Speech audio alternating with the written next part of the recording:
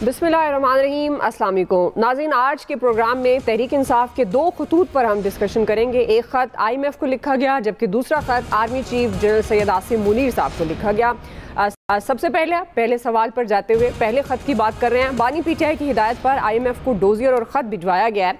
ये ख़त ऐसे वक्त में भिजवाया गया है जब मुआशी सरगर्मियों में तेज़ी देखी जा रही है। ये dossier opposition leader Umar Ayub की जानिब से लिखा गया और इस्लामाबाद में IMF पाकिस्तान के दफ्तर में जमा कराया गया है। अपोजिशन लीडर ने एक TV प्रोग्राम में ये बताया कि ख़त में गवर्नेंस, कानून की हुक्मरानी, ट्रांसपेरेंसी, 26 नवंबर और 9 मई के वाक़यात पर बानी PTI और सियासी कैदियों के मामलात को उजागर किया गया है, जबकि डोजियर में इलेक्शन में मुबैना धांधली, नताइज में तब्दीली और हेरा फेरी के सबूत पेश किए गए हैं। उन्होंने ये भी कहा कि ख़त में बताया गया है कि किस तरह PTI को दबाया जा रहा है और किस तरह तहरीक इंसाफ से उसका मैंडेट छीना गया। सियासी और मुआशी इस्तेहकाम के लिए ज़रूरी है कि तहरीक इंसाफ के तहफ़्फ़ुज़ात पर तवज्जो दिलाई जाए। ख़त में बैरिस्टर गौहर और बैरिस्टर अली ज़फ़र की IMF वफ़द से मुलाकात की ख्वाहिश का भी इजहार किया गया। PTI के ख़त पर नाज़िम शरीफ रद्द-ए-अमल सामने आया। लीगी रहनुमा हनीफ अब्बासी ने ख़त को मुआशी खुद मुख्तारी पर बराह रास्त हमला करार दिया है और ये इल्ज़ाम लगाया है कि ख़त मुल्की मईशत को नुकसान पहुँचाने की एक और कोशिश है। PTI कौमी बहरानों से ही अपनी सियासत चमकाना चाहती है। कौम को तहरीक इंसाफ के बार बार दोहराने वाले तर्ज अमल को पहचानना होगा। जब भी पाकिस्तान तरक्की की राह पर आता है, PTI तखरीबी अंसर पर सामने आती है। इसी से मुतालिक आज का पहला और बड़ा सवाल होगा। पैनल में शामिल हैं अयाज खान साहब, आमिर इलियास राना साहब, फैसल हुसैन साहब, शकील अंजुम साहब और मोहम्मद इलियास साहब। आप सबका शुक्रिया। आमिर साहब, आपसे आगाज़ कर रही हूँ चूँकि आज हमने दो खतूत को डिस्कशन में लाना है। जो पहले हम बात करें IMF के हवाले से, जिस तरह मैंने डिटेल भी बताई। अब ये जो ख़त लिखा पाकिस्तान तहरीक इंसाफ ने, अब गवर्नमेंट कह रही है लीगी रहनुमा की मुआशी खुद मुख्तारी पर यह हमला है।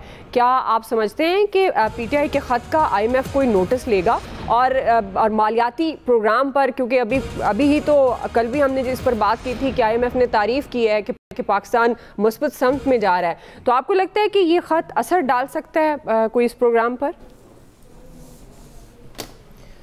देखिए, सारे सच्चे मियाँ हमारे पास, झूठा तो कोई होता ही नहीं है।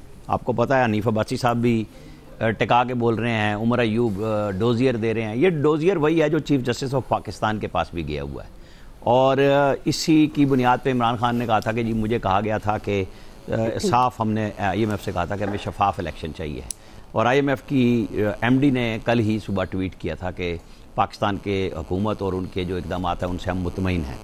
अच्छा, अब आप देखें कि अगले महीने ओरिजिनल IMF की टीम आनी है। मैं इसको जाली नहीं कह रहा जिसको ये दे रहे हैं, वो आ रही है किस दूसरी का रिव्यू करके फिर किस इशू होगी। तो अगर वो भी ओके कर देते हैं तो फिर ये खतूत और ये डोजियर कहाँ जाएंगे, क्योंकि जो मौजूदा टीम आई है ये कोई पाकिस्तान स्पेसिफिक नहीं है। ये IMF की रिव्यू टीम दुनिया भर में जहाँ जहाँ उनके प्रोग्राम हैं वो जाती है और ये चीज़ें वो मॉनिटर करते हैं। और हमारे यहाँ स्पेसिफिक इसलिए है कि हमारी अदलिया ने कुछ ऐसे फैसले दिए जिससे इंटरनेशनल इन्वेस्टमेंट के ऊपर असर पड़ा। खुद IMF भी तो कर्जा दे के इन्वेस्टर है, तो इनको सब चीज़ों को एड्रेस करने के लिए वो लॉ मिनिस्ट्री में भी कल मौजूद रहे और चीफ जस्टिस ऑफ पाकिस्तान से भी मिले और वो उनकी दूसरी हैसियत में मिले कि जनाब हमारे ये चीज़ें कंसर्न है और उन्होंने अपनी चीज़ें कहीं कि हमें इन चीज़ों में हेल्प चाहिए चीफ जस्टिस ने।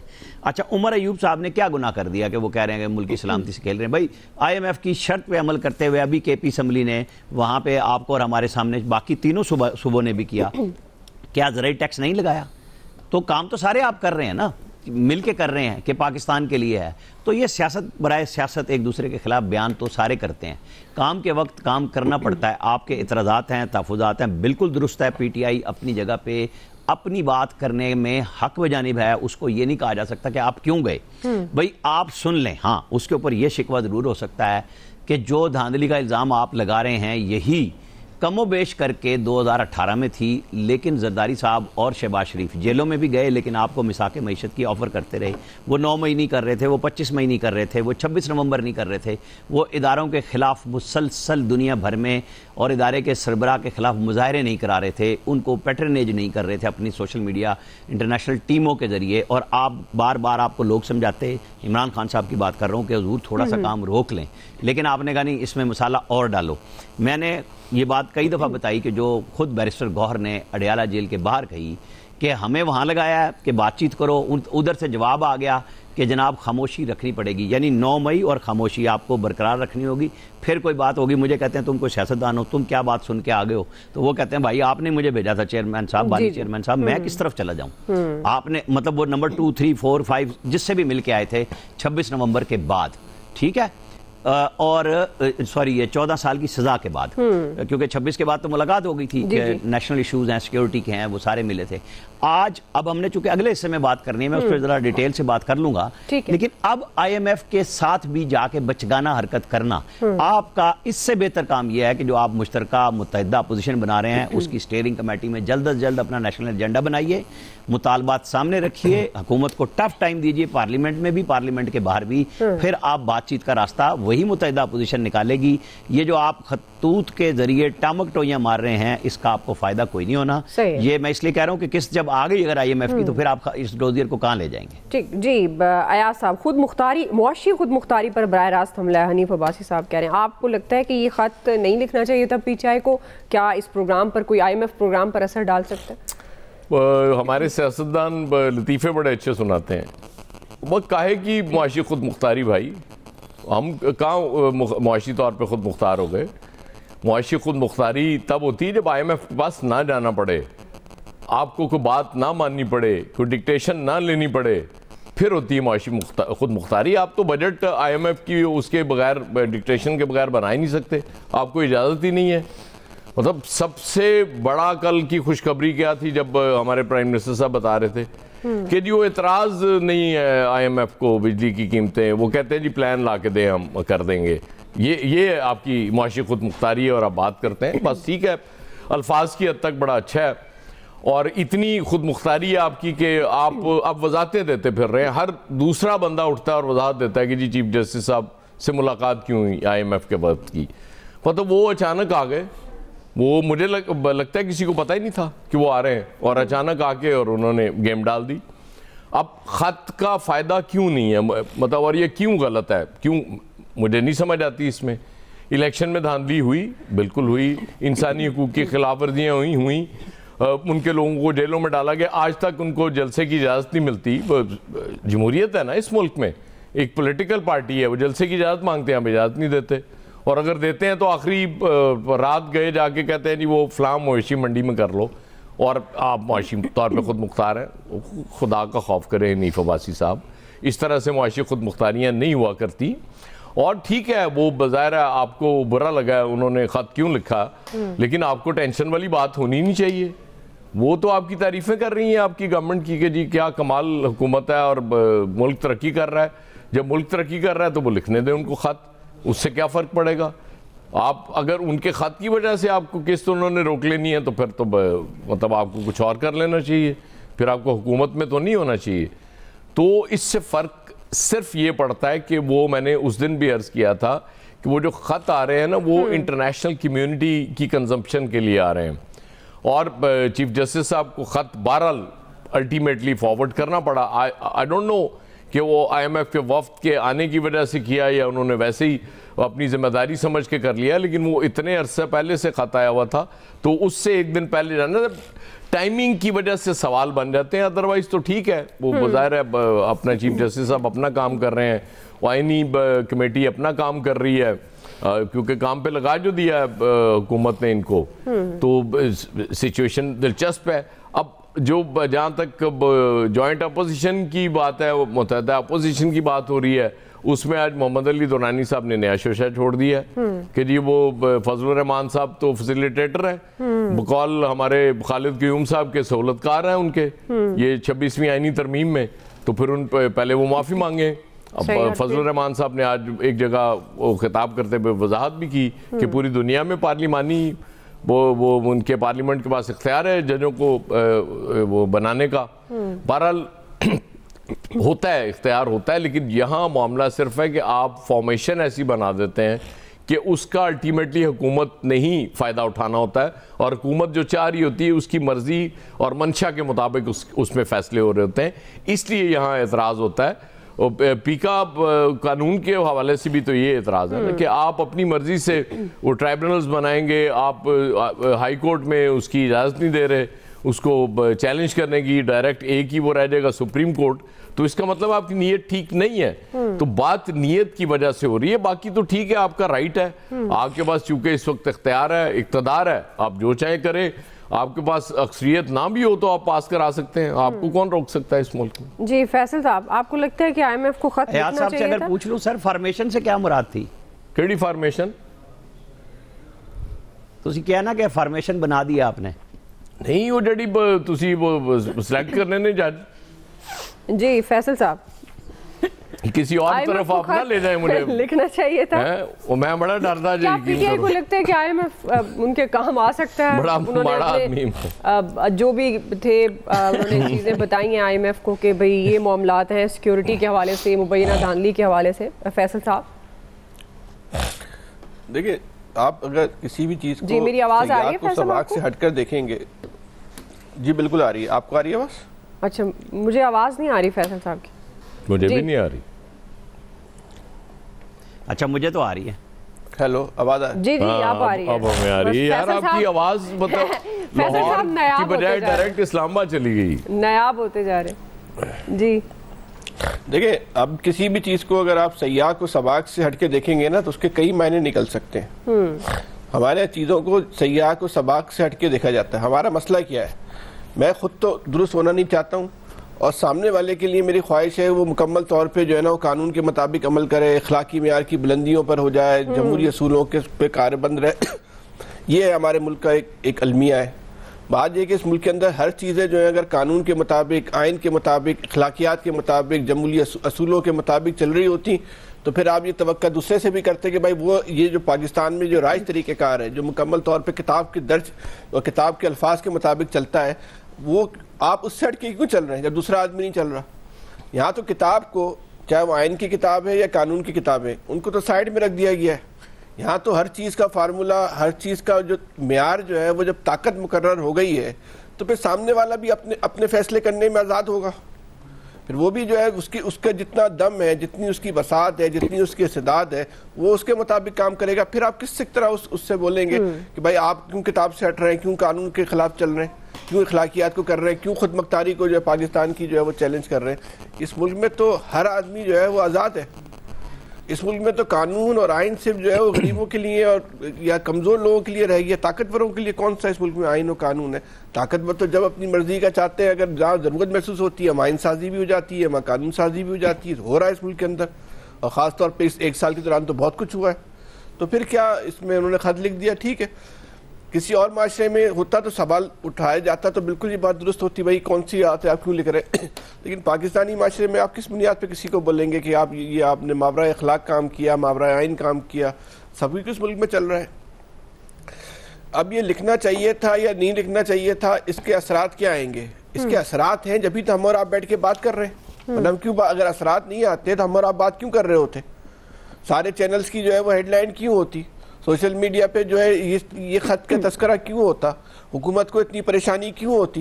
भाई अगर कोई फ़र्क नहीं पड़ेगा तो डिस्कस ना करें आप। ये खत लिखा है ना इमरान खान ने, ये तो नहीं कहता इसको आप डिबेट का भी हिस्सा बना लो मीडिया से। हुकूमत से तो नहीं कहता कि इस पर अपनी राय भी दो।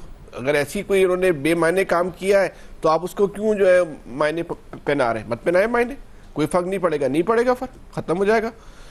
अगर एक ऐसे ही उन्होंने कोई गैर मकबूल काम किया है तो उसको तो आप मकबूल आप खुद बना रहे, बनाए। ये इमरान खान की कामयाबी है कि आपने जो है, अगर वो ख़त का ये इतना प्रोपेगेंडा ना होता मीडिया पे, सोशल मीडिया पे, हुकूमती तर्जमानों की तरफ से, तो हम और आप शायद डिस्कस भी नहीं करते। इमरान खान का कोई मकसद था वो भी जो है फौत हो जाता। तो इमरान खान का अचीवमेंट तो यही था। अब ये तो मुमकिन नहीं था कि इस खत की बुनियाद पर कोई IMF ने अपनी पॉलिसी बनानी है, भाई नहीं बनानी। हाँ, ये दुनिया को उन्होंने बाबर करवाना था, ये उन्होंने बाबर करवा दिया, रिकॉर्ड का हिस्सा बना दिया, ये उनकी अचीवमेंट है। इस मुल्क के अंदर डिबेट खोल दी उन्होंने, ये उनकी अचीवमेंट है। बाकी है जिसको अच्छा लग रहा अच्छा समझ ले, जिसको बुरा लग रहा बुरा समझ ले, दोनों ऑप्शन है। ठीक, कोई परेशानी वाली क्या बात है? सही है जी। शकील अंजुम साहब, तो देखिए ये पहली दफ़ा नहीं लिखा गया खत IMF को। इससे पहले भी आपको याद होगा शौकत तरीन जो वज़ीर ख़जाना थे PTI के दौर में, उनकी एक ऑडियो भी लीक हुई थी कि वो जो वज़ीर ख़जाना थे पंजाब के मोहसिन लगारी, उनको भी हिदायत दे रहे थे। इसके अलावा KP के जो वज़ीर ख़जाना थे झगड़ा, तैमूर झगड़ा आई थिंक, उनको भी हिदायत दे रहे थे कि IMF को ख़त लिखा जाए, और पाकिस्तान जो IMF प्रोग्राम में उस वक्त जा रहा था और इनकी कोशिश थी कि वो किस्त जो है वो रुकवाई जाए और IMF के साथ वो प्रोग्राम तय ना हो। तो इस मरतबा भी उन्होंने लिख दिया है, पहले भी लिख कर देखा था तो कुछ नहीं हुआ था। तो मेरा ये ख्याल है कि IMF ने हुकूमतों के साथ जो है वो मुआहदे किए होते हैं, ना कि किसी फ़र्द के साथ या किसी सियासी जमात के साथ, कि वो इस किस्म के खतूत पर के आने वाले दिनों में जो मार्च में किस्त मिलने जा रही है, ये प्रोग्राम है IMF का, उसकी वो किस्त जो है पाकिस्तान को जारी नहीं करेगा। अगर खुदा न खास्ता ये मान लेते हैं कि जो इन्होंने ख़त लिखा है PTI की जानिब से IMF को, और IMF उस पर अमल दरामद करते हुए पाकिस्तान को जो है वो किस्त नहीं देता और पाकिस्तान डिफॉल्ट कर जाता है, तो इसका मतलब तो ये हुआ कि ये लोग जो है वो फिर पाकिस्तान और पाकिस्तान की आवाम के साथ तो मुखलिस नहीं है। ये अपना सिर्फ इक़्तिदार चाहते हैं, इनको चाहिए इक़्तिदार। इक़्तिदार मिले तो फिर बात ठीक है, और मुल्क में रूल ऑफ लॉ भी है, इलेक्शन भी ठीक हो जाता है। अगर इक़्तिदार नहीं मिलता तो फिर इस किस्म के अदलिया पर भी जो है क्वेश्चन मार्क किए जाते हैं, अदलिया के फैसलों पर भी क्वेश्चन मार्क किए जाते हैं। अगर इक़्तिदार में हो तो ठीक है, अगर इक़्तिदार में हो तो फिर पूरी की पूरी अपोजिशन को जो है वो जेलों में डाल दिया जाए। एक शख्स जिसके ऊपर 15 किलो हेरोइन का झूठा केस बना दिया जाए, तो उस वक्त रूल ऑफ लॉ की हुक्मरानी होती है। और आप अगर खुद जेल में हैं नैब केसेस में, तो फिर मुल्क के अंदर कोई रूल ऑफ लॉ नहीं है। आप 9 मई करें तो मुल्क के अंदर रूल ऑफ लॉ है। आप रोज़ाना की बुनियाद पर स्टैब्लिशमेंट पर हमले करें, आप बाहर बिठा कर अपनी टीमों के जरिए जो है वो मुल्क और पाक फौज पर हमले करें तो फिर ठीक है। अगर वो उसका जवाब दिया जाए तो फिर आप खतूत का सिलसिला शुरू कर देते हैं, और फिर आप ये चाहते हैं कि ये मुल्क अगर थोड़ा बहुत चलना शुरू हुआ है, कुछ अवाम को सुख का सांस आया है, जो अनसर्टेनिटी थी रोज़ाना की बुनियाद पर, एक गैर यकीनी की कैफियत थी कि रोज़ाना ये कहा जाता था कि मुल्क डिफ़ॉल्ट करने जा रहा है, मुल्क डिफ़ॉल्ट करने जा रहा है। अगर वो सिलसिला थम गया, रुक गया, तो आप ये चाहते हैं कि नहीं, इस मुल्क को डिफ़ॉल्ट होना चाहिए, फिर इमरान खान साहब को वज़ीर आज़म बनाया जाए, वो आके फिर इस मुल्क को संवारेंगे। जिस तरीके से उन्होंने इस मुल्क को चलाया, आपके सामने वो आते थे सुबह 9 बजे 5 बजे जो है प्राइम मिनिस्टर साहब वापस चले जाते थे, उसके बाद प्राइम मिनिस्टर का कोई पता नहीं होता था वो किधर है। उस वक्त भी जनरल फैज हुकूमत चला रहे थे ना। एक कर्नल को उन्होंने रखा हुआ था कौमी असम्बली के अराकीन के लिए, जो बजट भी पास कराते थे और तमाम अराकीन असम्बली को इकट्ठा करके रखते थे। वरना नौबत तो यहाँ तक आ गई थी कि लोग अपनी वफादारियां तब्दील करने के तैयार थे, और वो कहते थे कि हमें जो है PMLN का टिकट दिया जाए, हम फौरी तौर पर पार्टी छोड़ने के लिए तैयार हैं। तो इस किस्म की हुक्मरानी थी। लिहाजा असल जो है जगह वो है पार्लियामेंट। ये ठीक ट्रैक पे जा रहे हैं। अगर ये अपोजिशन का ग्रैंड अलायंस बनाने में कामयाब हो जाते हैं तो मैं ये समझता हूँ कि इमरान खान साहब अगर मुल्क के अंदर साफ शफाफ इलेक्शन के लिए एक आजाद इलेक्शन कमीशन बनवाने में कामयाब हो जाते हैं तो मुल्क के सारे मसाइल हल हो जाएंगे। सही जी इलियास साहब। इससे पहले भी, जब इलेक्शन से पहले भी, तो एक दफ़ा ज़मान पार्क में भी गई थी IMF की टीम। ज़ाहिर है ये पहले भी आते हैं, अपोजिशन जो लीडर है सब मुल्क का, जो सबसे बड़ा लीडर, उससे तो मिलेंगे, जाके उनको देखेंगे कि पॉलिटिकल सिचुएशन क्या है। आपकी इकॉनमी तो चलें अगर राइट ट्रैक पर चल रही है, लेकिन वो ये देखेंगे कि उनकी शराइत वगैरह पर अमल दरामद हुआ, अपोजिशन क्या देख रही है, किस तरह देख रही है, तो ताकि उनको दूसरा एंगल भी पता चले। तो इसको जिस तरह भी लेना, अगर उन्होंने मुतमईन हैं, उनका भी दूसरा जो मिशन का दूसरा हिस्सा आएगा, जाके आकर जायज़ा लेगा, तो तब उसके बाद ही जारी करेंगे। तो अभी तो मेरा दूसरी ये जो कि दूसरी किस्त है, इसके बाद ना जो सारी सूरत हाल है कि ज़ाहिर है हर समाई में उन्होंने जायज़ा लेना होता है, बल्कि रोज़ाना की बुनियाद पर जायज़ा लेते हैं। हम खुद ही सारी चीज़ें उनको फराहम करते हैं, अपनी इकॉनमी से रिलेटेड पॉलिटिकल सारे मैटर शैटर सारे देते हैं। तो ज़ाहिर है उसकी उन्होंने रिपोर्ट बनानी है, तो रिपोर्ट बनाने के लिए अपने उन तमाम चीज़ों को देखने हैं कि आगे इकॉनमी सही तरह चल सकेगी कि नहीं चल सकेगी। क्योंकि जो पास्ट एक्सपीरियंस है कि इलेक्शन के बाद जो सूरत हाल हुई या उससे पहले जो सूरत हाल थी, उससे इकॉनमी चलना बड़ा मुश्किल हो गया था।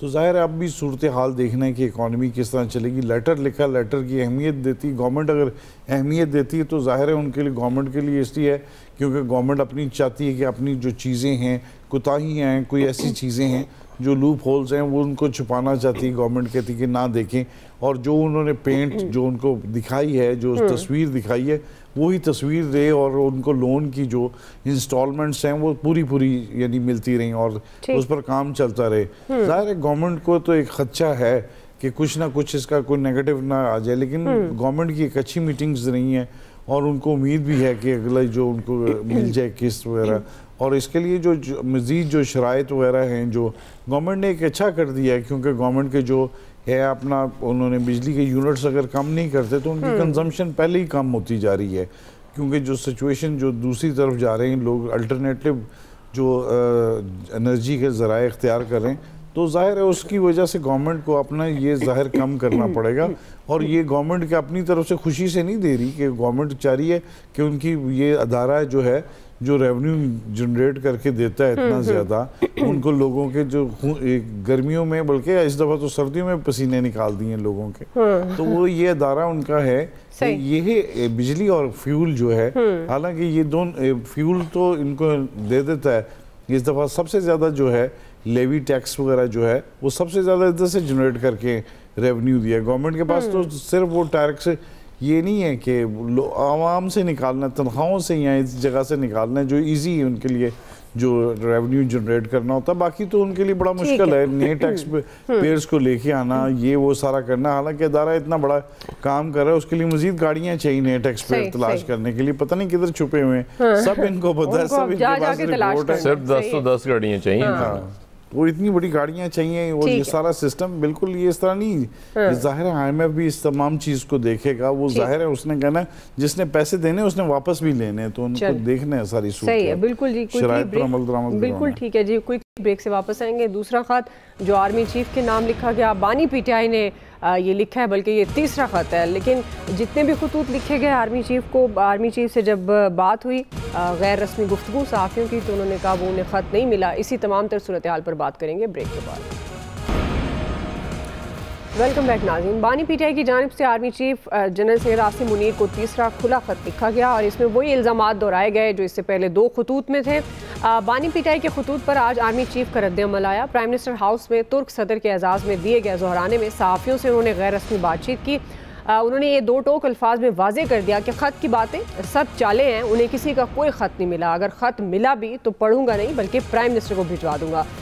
आर्मी चीफ ने यह भी कहा कि मुल्क बहुत अच्छे अंदाज से आगे बढ़ रहा है और पाकिस्तान में तरक्की हो रही है। ज़राए के मुताबिक आर्मी चीफ की गुफ्तगू से ये वाज़े हुआ कि हुकूमत और फ़ौज एक पेज पर है और आर्मी चीफ ने गुफ्तगू से हुकूमत पर एतमाद का अपनी गुफ्तगू में उन्होंने इजहार भी किया। मगर इससे पहले बानी PTI का चीफ जस्टिस ऑफ पाकिस्तान को ख़त मिल चुका है। उन्होंने इसकी तस्दीक भी करते हुए बताया कि आईनी बेंच ही इस मामले को देखेगा। आमिर साहब, आपसे चूँकि बानी PTI आजकल ख़त पे ख़त लिख रहे हैं, अब ये जो आर्मी चीफ के नाम उन्होंने ये ख़त लिखा, जबकि आर्मी चीफ कह रहे हैं उन्हें ख़त मिला नहीं, अगर मिला भी सही तो वो प्राइम मिनिस्टर को भिजवा देंगे, ये सब चाले हैं, तो ये ख़त कहाँ गया? ओपन लेटर है जाहिर है, लेकिन आर्मी चीफ इस नहीं जानते कि ये ख़त कहाँ गया। जी आमिर साहब। देखें, जब कोई सियासी शख्सियत हो और सियासी हकीकत हो तो उसको आप झुटला नहीं सकते। इमरान खान ख़त लिख रहे हैं और हम ये कहें कि जी उस पर बात, ज़ाहिर है मीडिया ने सवाल किया ना, आर्मी चीफ तो नहीं मीडिया की तरफ आए थे, बल्कि वो अवॉइड कर रहे थे, लोग पीछे पीछे भाग के गए, फिर आखिर में उन्होंने 2-3 दफ़ा इनकार के बाद बात की। अच्छा, बात क्या की? सीधी सीधी वो बात की जो सिक्योरिटी ज़राए जिस पे सारे PTI और उसके अमनवा कह रहे थे ये तो जी एम ही चल रही है खबर।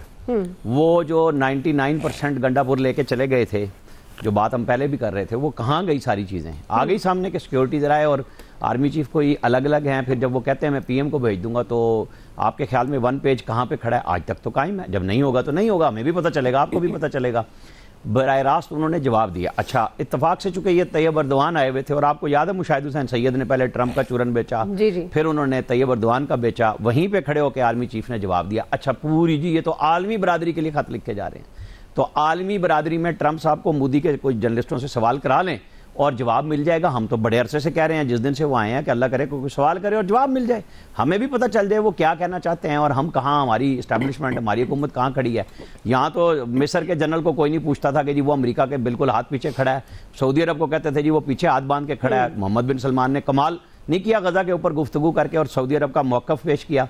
ये हमारे जो इमरान खान साहब थे, ये जो तुर्की के सदर और मलेशिया के वज़ीर आज़म के साथ मिलकर एक नया मीडिया इस्लामिक ब्लॉक बनाने चले थे, भागे क्यों थे? इतनी ज़रूरत थी तो खड़े रहते ना। फिर जब उनको बीच में छुड़ा के उनकी कॉन्फ्रेंस बुलवा के मलेशिया में और हजरत साहब पतली गली से निकल लिए, ये थी इनकी फॉरेन पॉलिसी के जिसके साथ बैठना है उसी को छेद कर देना। अल्लाह के बंदो, कुछ तो सोचो कि आपकी पॉलिसी क्या थी, क्या है। आज भी सोचो, आप के साथ अगर पब्लिक है तो उसके आम आदमी का भी तो सोचो कि आपके साथ जो लोग लगे हुए हैं उनके मफाद में आप केपी गवर्नमेंट में भी इवन क्या कर रहे हैं। आप सिर्फ अपनी सियासत में डिवाइड एंड रूल कर रहे हैं, अपनी पार्टी के अंदर कर रहे हैं। तो भाई जवाब ले लें फिर इन खतूत का जो आ रहा है। सही जी, फैसल साहब। लेकिन दो बातें, एक बात तो ये कि खत पहुंचना नहीं था, ये खुला खत होता है, खुला खत तैयार वो किसी डाकिए से तो नहीं पहुंचता, वो एक मैसेज होता है जो जिसको लिखा जाता है या इसको बताना बाबर होता है, वो बाबर करवाया जाता है। ये तो इमरान खान ने ये कोशिश की। आर्मी चीफ का जो जवाब है वो ये है कि आपके ख़त की नज़र में कोई अहमियत ही नहीं है, कोई हैसियत नहीं। उन्होंने आर्मी चीफ का जवाब है, उन्होंने बोला जो भी आपको बात करनी है आप जो है हुकूमत से करें, अगर मेरे पास ख़त आता तो मैं हुकूमत को भेजा। बेसिकली तो आर्मी चीफ ने अपना मैसेज दिया है कि हम आपके इस खत की हमारी नज़र में कोई हैसियत नहीं है, हमारी पॉलिसी जो है वो तब्दील नहीं होगी। हम इस मामले पे जो है इस मामले पे हुकूमत साजी के हवाले से जो है हुकूमत के साथ चलने के हवाले से, जैसे आमिर साहब भी कह रहे हैं, हम एक पेज पे खड़े हुए। बेसिकली तो जो इमरान खान का पैगाम था वो एस्टेब्लिशमेंट के नाम था, एस्टेब्लिशमेंट ने पैगाम ले लिया और अपना पैगाम वो दे दिया। वही पैगाम जो गुज़श्ता 2 साल से एस्टेब्लिशमेंट देती भी आ रही है कि हम जो है इस मौजूदा जो हुकूमती निज़ाम है, ये हुकूमती जमातें हैं, इनके साथ जो है वो खड़े हुए। यही आज आर्मी चीफ ने जो है वो बात कही है। अल्फाज को समझने की ज़रूरत है, उनके मायने को समझने की ज़रूरत है। वो उस मायने को जो है वो इमरान खान तक उन्होंने अपना पैगाम पहुँचाना मकसूद था, वो पैगाम उन्होंने पहुँचा दिया। इसको आप ख़त का जवाब ही समझें, इसको आप ये ना समझें कि ख़त का जवाब है, अल्फाजों का इस्तेमाल है। और जो जाहिर सी बात है आर्मी चीफ साहब ये तो नहीं बोलेंगे कि मुझे ख़त मसूल हो गया है उसका मैं रिटर्न में जवाब दूंगा। जाहिर सी बात उन्होंने मैसेज दे दिया कि भाई हम इस मामले में जो आपके हवाले से पॉलिसी है उसको हम तब्दील नहीं करेंगे। सही, ये सीधे सा एक एस्टेब्लिशमेंट का इमरान खान के लिए पैगाम है। ठीक जी, आया साहब ये बात तो ठीक है कि ये खुले खत हैं, ये बंद वाले खत नहीं है। जो बंद वाला खत था वो चीफ जस्टिस साहब को मिल गया और उस पर उन्होंने जो करना था वो भी कर दिया। तो खुला खत तो ज़ाहिर है वो खुला ही रह जाता ना, वो बंद थोड़ी होता है वो। तो आर्मी चीफ साहब से सवाल पूछने वालों ने ज़ाहिर है बहुत शिद्दत से, वो बड़ी टेंशन बहुत होती है ना जहाँ इमरान खान का नाम आ जाता है तो फिर फौरी वो परेशानी शुरू हो जाती है कि पता नहीं चेक ही कर लें, कोई ये ना हो कि मूड ही चेंज हो गया हो फ़ौज का। तो वो आज वो बड़े खुश हैं, अल्लाह का बड़ा करम है उन पे कि वो तसल्ली उनकी पूरी हो गई कि कोई ऐसी बात नहीं है। वो ख़त ना मिला, अगर मिलता भी तो फिर जाहिर है उन्होंने तो वो खोलना ही नहीं था। तो चलें, वो तो खैर ख़त चूँकि बंद करके भेजा ही नहीं गया था, वो तो कबूतर कभी लाया करता था ना, आपको पता ख़त उस दौर का वो बड़ा मशहूर होता था कि कबूतर की तरफ से ख़त आया। ये तो ख़त चूँकि उन्होंने खुला ही छोड़ दिया ख़त लिखने के बाद कि ये लें जी, जिसने पढ़ना पढ़ ले, जिसने नहीं पढ़ना ना पढ़े। तो वो आर्मी चीफ साहब ने वादे कर दिया कि भाई वो आ भी जाता तो मैंने तो नहीं पढ़ना था ना, प्राइम मिनिस्टर साहब को भेज देना था। और फैसल बिल्कुल ठीक कह रहे हैं कि जवाब के साढ़े लो जवाब ही है, अगर गल करनी तो हुकूमत ना कर लो, हमने बात आपसे नहीं करनी, इसका तो सीधा साधा जवाब है। लेकिन स्टिल मैं उस चीज़ पे अभी भी कायम हूँ कि ये जो ख़त है ये इंटरनेशनल कम्युनिटी की कंजम्पशन के लिए हैं। और ये इसका मतलब ये नहीं है कि कोई प्रेशर आ जाएगा या वो ट्रंप साहब कल उठ के कह देंगे कि जी इमरान खान को रिहा कर दो, इसका कतन ये मकसद नहीं है। या IMF वाले कहेंगे कि जी पहले रिहा करो फिर हम किस देंगे। होता क्या है कि आप रेलेवेंट रहते हैं, आपकी बात होती है, पूरी दुनिया में बात हो रही होती है, आज होती है, लोग बात करते हैं। कभी कोई US कांग्रेसमैन ट्वीट कर देता है, कभी कहीं और से आवाज़ आ जाती है। तो ये इसका मतलब ये नहीं होता कि वो आप इररेलेवेंट हो जाते हैं। और ये सबसे बड़ी कामयाबी होती है किसी पॉलिटिकल लीडर की कि वो जेल में बैठा हुआ रेलेवेंट रहे। वरना हमारा रिकॉर्ड तो बहुत शानदार है ना कि हम फॉरेन डील करके बाहर चले जाते होते हैं। ये भी लीडर कम ही इस तरह के मिले। जुल्फ़िकार अली भुट्टो नहीं गए थे, वो उनको फांसी हो गई, अल्लाह ना करे कि दोबारा इस मुल्क में कोई इस तरह की चीज़ दोहराई जाए। लेकिन वो भी जो बैठा हुआ है वो आज भी रेलेवेंट है। सबसे बड़ी बात ये सही है जी। कोई नाज़रीन ब्रेक से वापस आ रहे हैं, इसी सवाल पे शकील अंजुम साहब और मोहम्मद इलियास साहब पे टेक लेते हैं, हमारे साथ रहिए।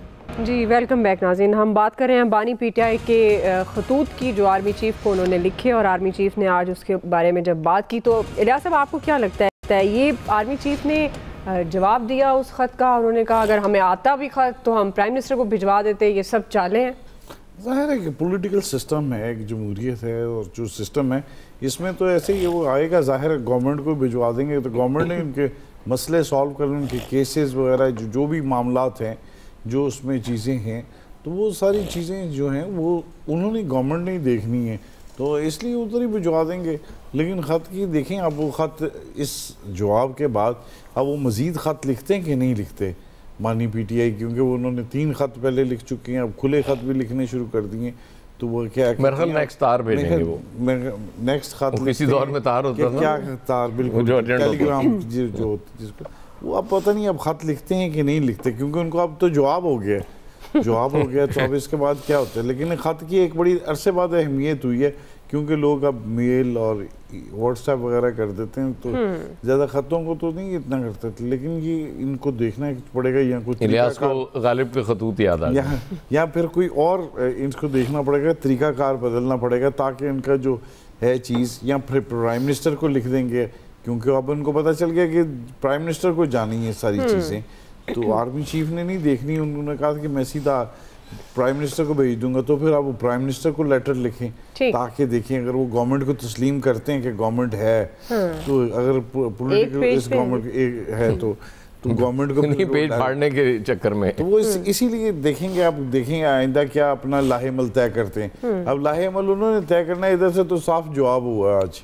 तो जवाब होने के बाद तो अब देखें लाहेमल एंड पे बात करनी है छोटी शकील साहब के बाद, तो फिर वो ये सारी राणा साहब पहले करो, शकील साहब को बाद से जावांगे। इसमें अब तय करना पड़ेगा, उनको चेंज करना पड़ेगा। नहीं साढ़े तो इंतजार नहीं होना, जवाब कोई ना दे, ताड़ी मेहरबानी कोई जवाब ना दे सके, एंड दे करनी नहीं असी ना इतनी इंपॉर्टेंट गल है, तो जवाब लेना असी सवाल करेंगे जो अच्छा जवाब नहीं सवाल करेंगे। शकील रंजन साहब आपको 10 सेकंड देंगे। जाहिर है उनके मंदों की मुलाकात। इससे पहले डीजी ISPR ने जितनी प्रेस कॉन्फ्रेंस की हैं उनमें बड़ा वाजे उन्होंने बताया है कि जो पीटीआई है 9 मई के ऊपर जो है कोई समझौता नहीं होगा, और 9 मई से अगर कोई माफ़ी तलाफी होती है तो बात आगे बढ़ेगी। और आज आर्मी चीफ ने भी 2 टोक जवाब दे दिया कि मेरे लिए इस खत की कोई अहमियत नहीं है। और इससे पहले आपको याद होगा कि जब अली अमीन गंडापुर ने ये दावा किया था कि 90% जो है बैकडोर चैनल पर मुज़ाकरात कामयाब हो गए, तो मैंने ही कहा था कि ये जो ऑफ़र की गई थी पीटीआई की जानिब से की गई थी कि बानी पीटीआई को या तो बनी गाला शिफ्ट कर दें या फिर केपी में उन्हें शिफ्ट कर दिया जाता है। उसके बाद से इन्होंने बयानियाँ बनाना शुरू किया कि नहीं जी हमें तो ऑफ़र हुई थी एस्टेब्लिशमेंट की जानिब से और बानी पीटीआई नहीं माने। तो गुजारिश ये है कि जो पीटीआई है आपको पता है कि बयानियाँ और झूठा बयानियाँ बनाने की माहिर है, तो उनका ये बयानिया है कि एस्टेब्लिशमेंट से हमारे राब्ते जो है वो बहाल हो गए हैं, और आज उसका जवाब उन्हें मिल गया कि उनसे किसी किस्म की बात नहीं होगी। तो पीटीआई को चाहिए कि 9 मई के हवाले से जो बातचीत है वो उस पे करें, उस पे माफी मांगेंगे तो बात आगे बढ़ेगी, वरना मामला यहीं रुका रहेगा। जी पॉइंट आ गया, 10 सेकंड रह गए जी आपकी इजाजत से। आमिर साहब कमेंट कर लीजिएगा प्लीज। मैं कह रहा हूँ well done cricket team Pakistan, कैसा मैच जिताया, लोग खुश हुए, हमें इस खुशी में उनके साथ होना चाहिए, उनके साथ नारा बुलंद करना चाहिए। और टिकट बहुत बिक रहे हैं कल के मैच के लिए इसी वजह से। चलें जी, वक्त जी आप सबका बहुत शुक्रिया। आज के एक्सपर्ट से इतने, ख्याल रखिए, अल्लाह हाफिज़।